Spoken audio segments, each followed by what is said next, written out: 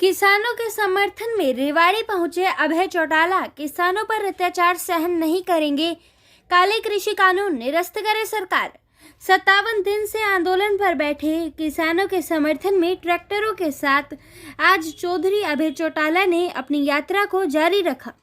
Tractor यात्रा की शुरुआत आज महेंद्रगढ़ जिले से हुई।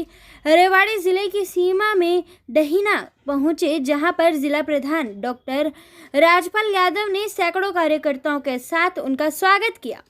चौधरी अभय चौटाला ने कहा कि लाखों की संख्या में किसान इन कृषि कानूनों के विरोध में धरने पर बैठे हैं और सरकार द्वारा इन काले कानूनों को फायदेमंद बताना हास्यास्पद नजर आ रहा है। रेवाड़ी पहुंचकर चौधरी अभय चौटाला ने अमर शहीद राव तुलाराम की प्रतिमा पर माल्यार्पण कर नमन किया। रेवाड़ी से राजकुमार की रिपोर्ट। आप हमारे चैनल को लाइक शेयर सब्सक्राइब करना ना भूलें। लेकर आए ट्रैक्टर यात्रा लेकर आए, क्या कहेंगे?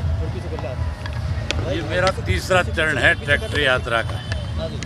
ये पहला चरण नहीं है और मैं लगातार पिछले 27 नवंबर से लेकर के अब तक जो 54-55 दिन हो गए आज किसानों के धरने को, उसमें हमने अपने पार्टी के साथियों की ड्यूटियां लगा रखी है और ये यात्रा के दौरान भी हजारों लोगों को बॉर्डर पे छोड़ कर के आया हूँ।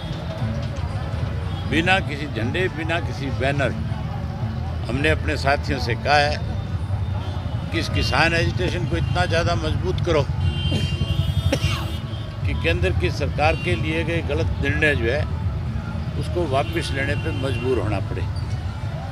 हालात जिस किस्म के बढ़ते जा रहे हैं, लोगों की संख्या जैसे जैसे बढ़ती जा रही है, मुझे लगता है कि मोदी जी को समझ में आ जाना चाहिए और मोदी जी को तुरंत अपनी गलती का एहसास करके 26 जनवरी को ये कह देना चाहिए कि मैं इन काले कानूनों को वापस ले रहा हूँ, किसान से इसके लिए माफ़ी मांग रहा हूँ। किसानों से किए हुए वायदों को पूरा करने के लिए इसी लोकसभा के सत्र में नए कृषि के कानून बना करके, एमएसपी की कानून बना करके और उसके साथ साथ स्वामीनाथन की रिपोर्ट को लागू करें और किसान का कर्जा माफ़ करें।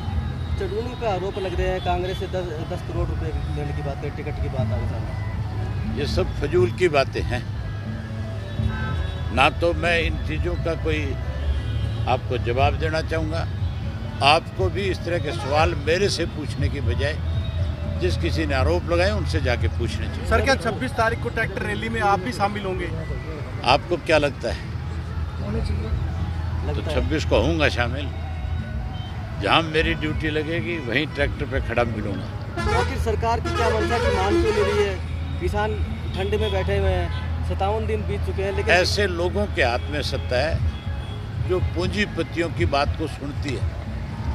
वोट किसान का लिया, सरकार किसान के नाम पे बनाई, लेकिन आज की तारीख में केवल पूंजीपतियों को महत्व दिया जाता है। उन्हीं के कर्जे माफ़ हो रहे हैं, उन्हीं को नया कर्जा दिया जा रहा है, उन्हीं को ही दूसरे मुल्कों के साथ प्रधानमंत्री सभा में अपने साथ बैठा के ले जा करके इस देश को गिरवी रख रहे। रेलवे बेच दिया, हवाई अड्डे बेच दिए, बहुत सारी कंपनियां बेच दी, पोर्ट बेच दिए।